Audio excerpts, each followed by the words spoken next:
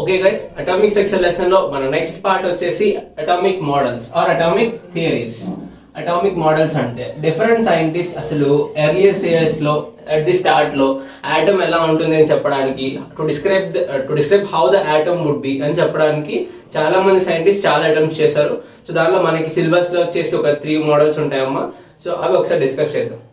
అవి ఎర్లియర్ గా they are no microscopes లేకపోవడం వల్ల దే కాంట్ ఎక్స్ప్లోర్ మోర్ అనమాట. దే వుడెంట్ హావ్ ఎక్స్ప్లోర్ చేయలేకపోయారు అసలు ఆటమ్ ఎలా ఉంటుంది అని చెప్పేసి. సో ఒక్కొక్క థియరీ చాలా ఓల్డెస్ట్ థియరీ నుంచి వస్తూ మోస్ట్ అడ్వాన్స్డ్ థియరీ ఒకసారి డిస్కస్ చేద్దాం. ఓకే, సో ఫస్ట్ థియరీ వచ్చేసి it is JJ Thomson's theory అనమాట. So we know him JJ Thomson, the discoverer of electron ఉంటుంది, నెగిటివ్ చార్జ్ పార్టికల్ ఉంటుంది డిస్కవర్ చేసింది జేజే థామ్సన్. ఓకే, సో ఈ JJ Thomson model ని watermelon model అంటారు. Watermelon model or plum pudding model ఈ రెండు పేర్లు కూడా దీనికి నిక్ నేమ్స్ లాంటివి. Okay, JJ Thomson model is also known as watermelon model or plum pudding model. So ఇందులో మనకి ఫస్ట్ పాస్టులేట్ వచ్చేసి ఏంటంటే positive charge is a medium. అంటే let us assume this as an atom. దీని ఒక atom లా assume చేసుకుంటే, okay, so let us assume this as an atom. దీని ఒక atom లా అజ్యూమ్ చేసుకుంటే ఈ atom మొత్తం పాజిటివ్ చార్జ్ మీడియం లా ఉంటుంది. అంటే లైక్ వాటర్ మెలాన్ లో రెడ్ కలర్ పార్ట్ ఉంటుంది కమా, రెడ్ కలర్ పార్ట్ లాగా. అంటే ఒక మీడియం ని ప్రొవైడ్ చేస్తుంది. Positive charge is evenly distributed whole over the atom. అంటే ఆటమ్ మొత్తం పాజిటివ్ చార్జ్ అనేది డిస్ట్రిబ్యూట్ అయి ఉంటుంది. ఆ పాజిటివ్ మీడియం లో ఎలక్ట్రాన్స్ అనేవి అక్కడక్కడ డిస్పర్స్ అయి ఉంటాయి అని ప్రపోజ్ చేశారు. లైక్ వైజ్ వాటర్ మెలాన్ ఎలా అయితే ఉంటుందో, వాటర్ మెలాన్ రెడ్ కలర్ ఎలా ఉంటుందో ఆ రెడ్ కలర్ లాగా పాజిటివ్ చార్జ్ ఆటమ్ మొత్తం ఈవెన్ గా డిస్ట్రిబ్యూట్ అయి ఉంటుంది. Positive charge is evenly distributed all over the atom అని చెప్పారు. అది చెప్పిన తర్వాత ఆల్ ఓవర్ ది ఆటమ్. ఆ నెక్స్ట్ పాయింట్ వచ్చేసి ఏంటంటే పాజిటివ్ చార్జ్ ఈవెన్ గా డిస్ట్రిబ్యూట్ అయిన తర్వాత ఈ మధ్యలోనే ఇవి నెగిటివ్ చార్జ్ పార్ట్స్ అంటే సీడ్ ఆఫ్ ఎలక్ట్రాన్స్ ని సీడ్ ఆఫ్ వాటర్ మెలాన్ ని ఎలక్ట్రాన్స్ తో కంపేర్ చేశారు. So he compared electrons with seeds of watermelon.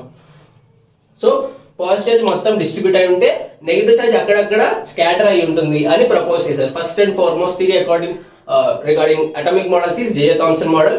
ఆయన చెప్పిన మోడల్ ఏంటంటే it is watermelon model. Watermelon లో ఎలా అయితే రెడ్ కలర్ మొత్తం ఉంటుందో ఇతను పాజిటివ్ చార్జ్ ని మొత్తం అట్లా డిస్ట్రిబ్యూట్ అయి ఉంటుంది. అందులో అక్కడక్కడ నెగిటివ్లీ చార్జ్డ్ పార్టికల్స్ స్కాటర్ అయి ఉంటాయి అని చెప్పారు. సో ఈ థియరీలో ఇంత మించి మనకి నెక్స్ట్ ఫర్దర్ ఇంపార్టెంట్ పాయింట్స్ ఏం లేవమ్మా. So this is the regarding the watermelon model. ఇక్కడ గుర్తుంచుకోవాల్సింది ఏంటంటే positive charge is compared to the red mass of watermelon and negative charge is compared to seeds. Okay, so this is the first and foremost theory regarding atomic models and it is a failure theory. Remember ఇది correct కాదమ్మా. Further గా వచ్చిన advancements వల్ల atom వేరేలా ఉంటుందని చాలా మంది scientist వేరే విధంగా ప్రపోజ్ చేశారు. సో ఫస్ట్ ప్రపోజ్ చేసింది JJ Thomson. So that is a failure theory. But we have to learn. అంటే అసలు ఫస్ట్ ఒక థియరీ వచ్చింది ఆటమ్ మీద అతనే కాబట్టి even though it is wrong we have to learn that. So అతని థియరీ వచ్చేసి ఇదమ్మా. Okay, so the structure of atom కి నెక్స్ట్ ఎలా ఉంటుందని చెప్పడానికి ప్రపోజ్ చేసిన నెక్స్ట్ మోడల్ వచ్చేసి రూదర్ఫోర్డ్స్ మోడల్ అమ్మా. ఈ రూదర్ఫోర్డ్స్ మోడల్ మనకి ఎగ్జామ్ పాయింట్ ఆఫ్ వ్యూలో కొంచెం ఇంపార్టెంట్. ఒకసారి చూడండి. సో ఈ రూదర్ఫోర్డ్ మోడల్ దేన్ని బేస్ చేసుకొని ప్రపోజ్ చేశారంటే రూదర్ఫోర్డ్ అనే సైంటిస్ట్ దీన్ని ఆల్ఫా రే స్కాటరింగ్ ఎక్స్పెరిమెంట్ ని బేస్ చేసుకొని he have proposed the Rutherford's atomic model అనమాట. సో ఒకసారి ఎక్స్పెరిమెంట్ కూడా మన ఎగ్జామ్ వైజ్ చాలా ఇంపార్టెంట్ కూడా. ఒకసారి ఎక్స్పెరిమెంట్ ఎలా కండక్ట్ చేశారో చూద్దాం. Okay, alpha ray scattering experiment దీన్ని బేస్ చేసుకొని ఆయన ఆటమిక్ స్ట్రక్చర్ ని ప్రపోజ్ చేశారు. Okay, so alpha ray scattering experiment ఏంటంటే చూద్దాం. ఫస్ట్ ఆల్ఫా రేస్ అంటే dipositively charged helium atoms. Dipositively charged helium atoms. We know that helium atom contains 2 protons because atomic number of helium is 2. Helium is 2, 4. Right? In the atomic number 2 కాబట్టి 2 protons ఉంటాయి and 2 electrons ఉంటాయి. Okay. So dipositive అంటే 2 electrons తీస్తాడు. So 2 electrons తీసేస్తే ఇంకా అక్కడ ఏం మిగులుతుందమ్మా? The nucleus of helium కదా. That is nothing but the nucleus of helium. So ఇక్కడ యూజ్ చేసిన పార్టికల్ వచ్చేసి ఆల్ఫా పార్టికల్. ఆల్ఫా పార్టికల్ అంటే ఏంటమ్మా? Dipositive charge helium atom. This is objective wise చాలా ఇంపార్టెంట్. ఆల్ఫా పార్టికల్ అంటే ఏంటి అని అడుగుతారు. ఆల్ఫా పార్టికల్ అంటే it is dipositively charged helium atom. This is H E helium atom. Okay, helium atom ని 2 positive charges చేస్తే వచ్చేదాన్ని ఆల్ఫా పార్టికల్ అంటారు. అందులో ఉండే 2 ఎలక్ట్రాన్స్ కదా out side the nucleus. So 2 electrons తీసి అక్కడ మిగిలిన న్యూక్లియస్ ఒకటే కదా. So that is also known as nucleus of helium. So ఇప్పుడు ఏం చేశారంటే ఒక రేడియో యాక్టివ్ సోర్స్ తీసుకొని, రేడియో యాక్టివ్ సోర్స్ అని తెలుసుకో మనకి మోడర్న్ ఫిజిక్స్ లో వస్తుంది, రేడియో యాక్టివిటీ అంటారు లేదా న్యూక్లియర్ డికే అంటారు. సో ఇక్కడ పొలోనియం అనే ఎలిమెంట్ ని తీసుకొని ఇక్కడ రేడియో యాక్టివిటీ ద్వారా he has passed some alpha particles. ఈ రేడియో యాక్టివ్ రిలీజ్ అయిన ఆల్ఫా పార్టికల్స్ ని ఒక గోల్డ్ ఫాయిల్ మీదకి ఇన్సిడెంట్ చేశాడు. It is a gold foil. ఒక గోల్డ్ ఫాయిల్ మీదకి ఎక్స్పెరిమెంట్ లో వచ్చినటువంటి ఆల్ఫా పార్టికల్స్ ని ఇన్సిడెంట్ చేశారు. అయితే this gold foil is surrounded by zinc sulphide screen. ఈ స్క్రీన్ పేరు zinc sulphide. It is made up of zinc sulphide. So ఈ స్క్రీన్ ని జింక్ సల్ఫైడ్ స్క్రీన్ తో సరౌండ్ చేశారు.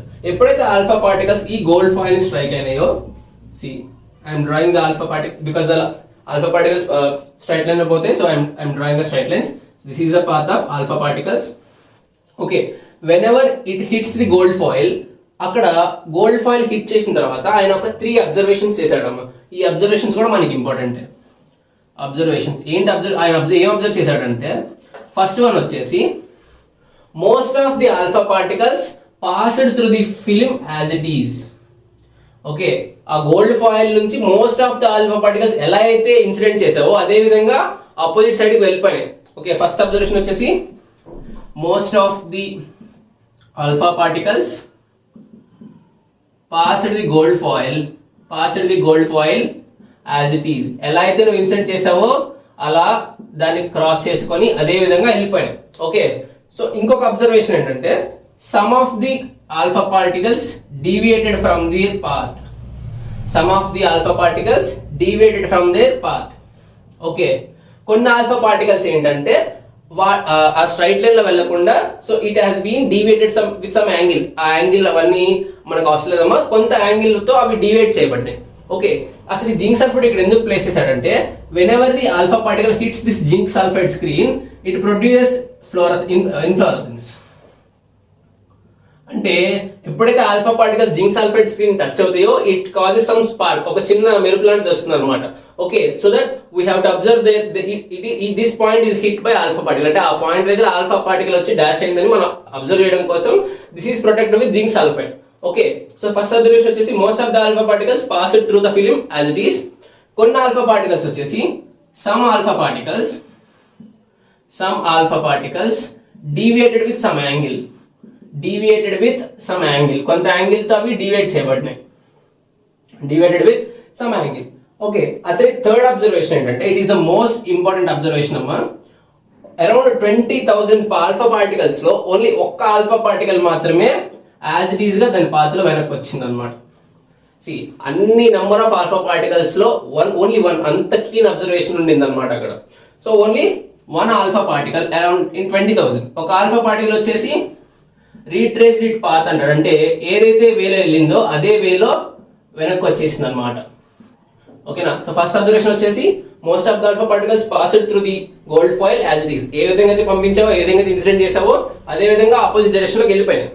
కొన్ని ఆల్ఫా పార్టికల్స్ వచ్చేసి సమ్ యాంగిల్ తో డీవియేట్ అయ్యాయి అనమాట. అరౌండ్ 20,000 ఆల్ఫా పార్టికల్స్ లో ఓన్లీ ఒక్కటి మాత్రమే దాని పాత్ లో వెనక్కి వచ్చింది. So these are the observations made by him.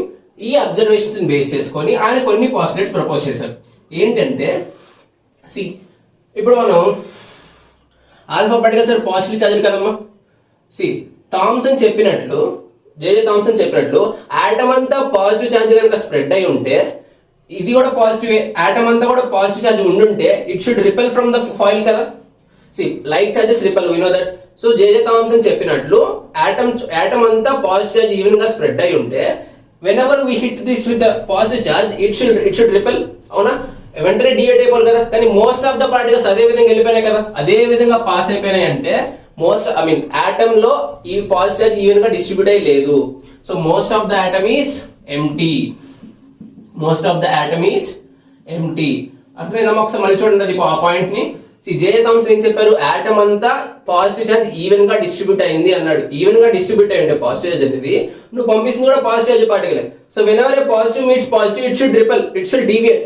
కానీ ఏమైంది, అక్కడ మోస్ట్ ఆఫ్ ద పార్టికల్స్ అదే స్ట్రైట్ లో వెళ్ళిపోయినాయి. సో ఆయన ఏం చెప్పాడంటే, first point most of the atom is empty అని చెప్పాడు. ఓకే, సో నెక్స్ట్ పాయింట్ వచ్చేసి ఇక్కడ చూడండి, నేను దీన్ని కొంచెం మ్యాక్సిమైజ్ చేసి డ్రా చేస్తున్నాను.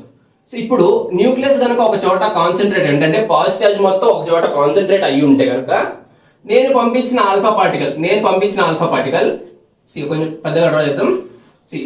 అతని అబ్జర్వేషన్ ఏంటంటే, if it is a nucleus అంటే పాజిటివ్ చార్జ్ మొత్తాన్ని ఒక చోట అజ్యూమ్ చేసుకుంటే, సో ఇప్పుడు నువ్వు పంపిస్తున్నటువంటి positive particle when it comes close to the nucleus it should repel, it should deviate. అంతేనా? నువ్వు పంపిస్తున్నటువంటి positive particle it should deviate from the nucleus of the atom, right? అదే కదా జరిగింది, ఇక్కడ డివియేట్ అయిపోయినాయి కదా కొన్ని పార్టికల్స్. ఓకే, చూడండి ఇక్కడ most of the particles pass it to as it is film. కొన్ని పార్టికల్స్ ఏంటి, ఏవైతే న్యూక్లియస్ కి దగ్గరగా వెళ్ళాయో they had deviated to the other side, వేరే సైడ్ కి డివియేట్ చేయబడినాయి. అండ్ ఏదైతే పాజిటివ్ పార్టికల్ డైరెక్ట్ గా హిట్ చేసిందో న్యూక్లియస్ ని, అది ఆ పాత్ లో రీట్రేస్ అయింది. ఓకే, సో ఈ 3 అబ్జర్వేషన్ బేస్ చేసుకొని ఆయన చెప్పింది ఏంటంటే, పాజిటివ్ ఛార్జ్ ఆటమ్ మొత్తం డిస్ట్రిబ్యూట్ అయి ఉండదు, ఓన్లీ ఒక చోట కాన్సన్ట్రేట్ అయి ఉంటది. ఆ కాన్సన్ట్రేట్ అయి ఉన్న ప్లేస్ ని న్యూక్లియస్ అని టర్మ్ చేశారనమాట. ఓకే, ఇక్కడ సెకండ్ అబ్జర్వేషన్ మళ్ళీ చూడమ్మా.